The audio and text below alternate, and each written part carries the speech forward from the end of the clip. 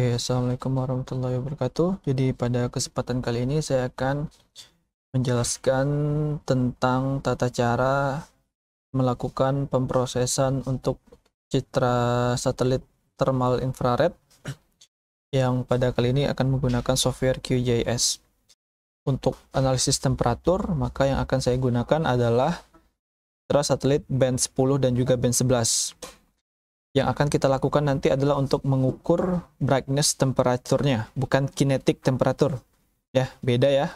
Kita sudah bahas di minggu lalu bahwa brightness temperature itu atau juga sering disebut sebagai land surface temperature itu hanyalah melakukan pengukuran suhu di atas permukaan saja. Oke, jadi pertama yang bisa kita lakukan adalah kita drag saja file band 10 ini ke dalam QGIS. Kita masukkan seperti ini. Nah, setelah itu kita akan menggunakan raster kalkulator untuk merubah citra ini agar dapat dimanfaatkan untuk melihat suhu permukaannya. Nah, jadi dalam kasus ini saya menggunakan citra satelit level 1 yang artinya belum dilakukan koreksi atmosfer.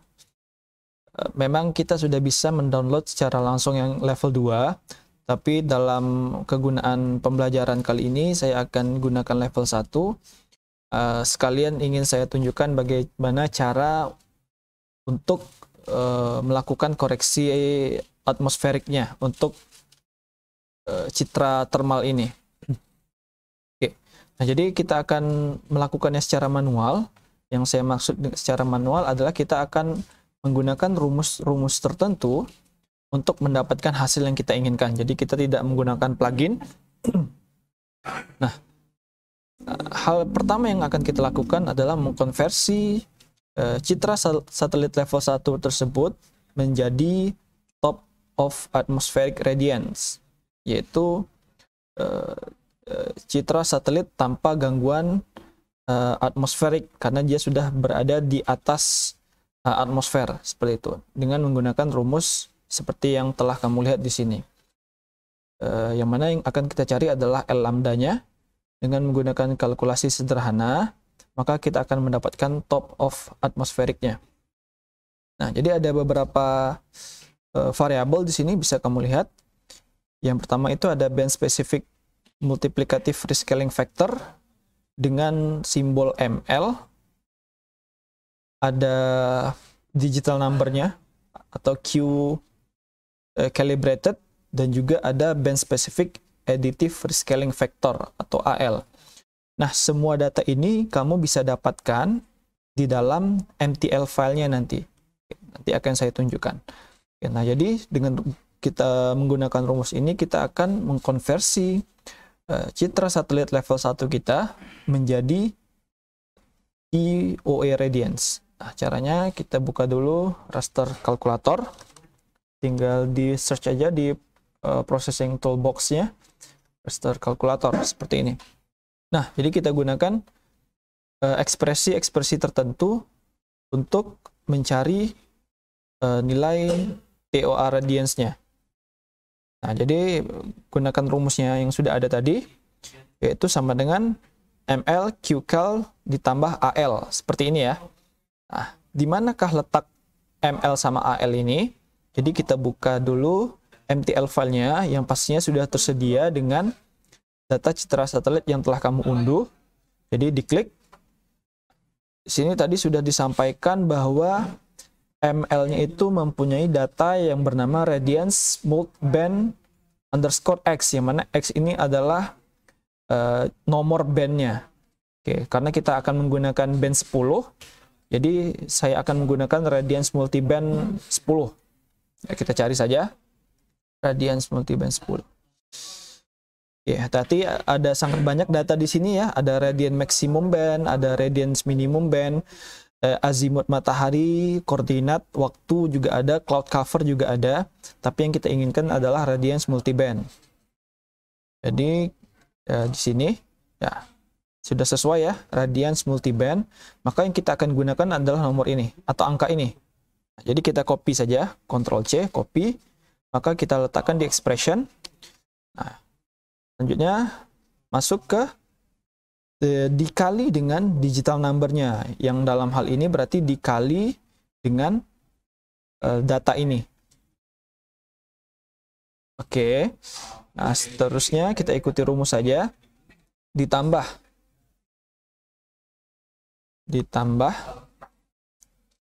AL tadi, yaitu band specific additive rescaling factor-nya, yang juga bisa kita dapatkan yang mana namanya itu adalah radians at band X. Kita bisa cari di sini. Radians at band sesuai dengan band yang kita gunakan, yaitu band 10. Oke, jadi yang ini kita copy, kita masukkan ke raster kalkulator. Oke. Nah, setelah expression-nya sudah selesai dibuat, tinggal dipilih reference layer-nya saja, yang tentunya kita menggunakan reference layer band 10. Lalu diklik OK. Nah, lalu diklik run. Oke. Nah, sekarang kamu sudah mendapatkan citra satelit yang telah dikoreksi secara atmosfer, sehingga yang kamu dapatkan adalah TOA radiance. Jadi yang ini saya ubah namanya jadi TOA radiance. Oke. Nah, setelah ini barulah kita menggunakan rumus kedua untuk mendapatkan brightness temperature-nya atau lens surface temperature dengan menggunakan rumus yang berbeda. Jadi bisa kamu lihat ini adalah rumusnya. Tidak perlu khawatir karena semuanya itu sudah ada di dalam MTL filenya. Kamu bisa menggunakan rumus yang satu ini ataupun menggunakan yang ini, tergantung kamu ingin menggunakan satuan suhu yang mana. Karena di dalam format defaultnya suhu itu dalam satuan Kelvin. Tapi karena kita sering menggunakan Celsius, jadi kita harus melakukan pengurangan dengan 273,15 agar mendapatkan suhu dalam Celsius. Oke, jadi saya akan menggunakan yang ini. Jadi kita klik raster kalkulator, kita gunakan rumus yang ini ya, karena kita menggunakan yang Celsius, jadi kita gunakan yang ini. Yang pertama K2 yang akan kita masukkan terlebih dahulu. Jadi kita kurung K2. K2-nya adalah yang ini. Copy saja. K2 dibagi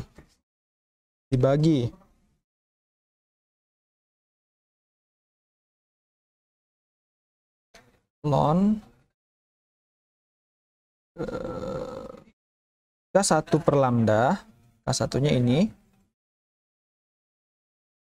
K1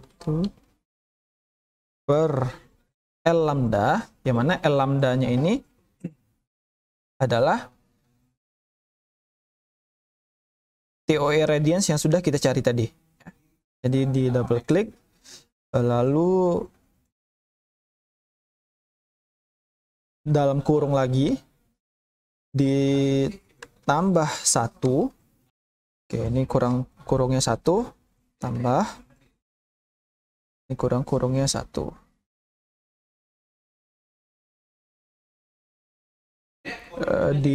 Setelah itu kita kurangi 273,15 seperti ini ya. Oke, nah setelah itu kita pilih reference layer yaitu band 10, kita klik OK, lalu kita klik proses.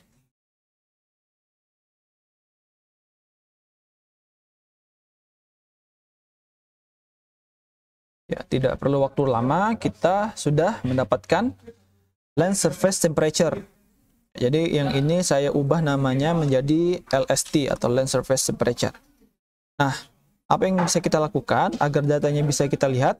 Oke, pertama sekali kita dapat melihat bahwa ada angka negatif di sini. Nah, sebenarnya ini adalah bacaan yang dibaca oleh sensor adalah bagian awan. Ya. Jadi kita tidak memerlukan data negatif ini. Jadi nantinya bisa kita buang dari skala kita. Nah, jadi kita double klik, kita ubah simbologinya, kita ubah skalanya, maksud saya. Oke, nah, karena yang merah seharusnya menunjukkan angka yang tinggi atau nilai yang tinggi, maka kita invert color ramp-nya. Oke. Nah, seperti yang saya sampaikan tadi bahwa kita tidak memerlukan data yang nilainya minus 125 atau negatif. Jadi ya saya ubah menjadi angka yang umum yaitu 17. Oke. Nah, setelah itu di-apply. Oke. Maka kita sudah mendapatkan land surface temperature. Jadi bisa kamu lihat di sini kawasan yang mempunyai temperatur permukaan yang tinggi itu berada di sekitar pesisir yang memang kemungkinan ada aktivitas manusia di sini. Dan sekali lagi, ini adalah land surface temperature, bukan kinetic temperature, ya. Nah, jadi kita tidak bisa menggunakan citra ini untuk analisis secara kuantitatif, tapi citra ini bisa kita gunakan lebih ke arah analisa secara kualitatif, yaitu membandingkan suhu yang tinggi dengan suhu sekitarnya. Karena untuk mengubahnya menjadi kinetic temperature itu perlu perhitungan lagi, dan kita tidak bisa menggunakan QGIS ini, atau sampai saat ini saya belum menemukannya. Oke, mungkin cukup sekian. Yang perlu kamu lakukan adalah mencari LST untuk band 10 dan band 11 dengan menggunakan citra level 1. Ya, bukan level 2 ya. Sebenarnya kalau level 2 kamu tidak perlu lagi menggunakan TOA radiance ini, tidak perlu melakukan kalkulasi lagi. Nah, tetapi demi pembelajaran agar kamu memahami juga, maka silakan gunakan citra level 1. Mungkin cukup sekian dari saya. Terima kasih. Assalamualaikum warahmatullahi wabarakatuh.